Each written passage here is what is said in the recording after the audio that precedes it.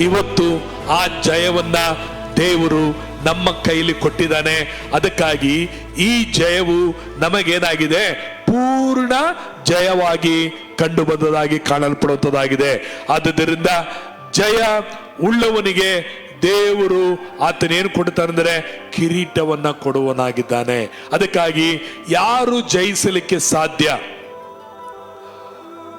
ಯಾರು ಗೆಲ್ಲಲಿಕ್ಕೆ ಸಾಧ್ಯ, ಯಾರು ಜಯಿಸಲಿಕ್ಕೆ ಸಾಧ್ಯ ಎಂಬುದಾಗಿ ನೋಡಬೇಕಾದರೆ ಪ್ರೇರೆ ನಮ್ಮ ಯುದ್ಧಕ್ಕೆ ಹೋಗುವವನು ಆತನಿಗೆ ಜಯವು ಉಂಟಾಗುತ್ತೆ.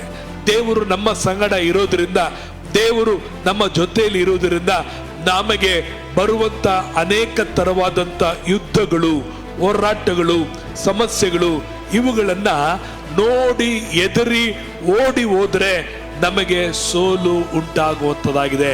ಅನೇಕರ ಜೀವಿತದಲ್ಲಿ ಜಯ ಇಲ್ಲದಕ್ಕೆ ಕಾರಣ ಯಾಕಂದ್ರೆ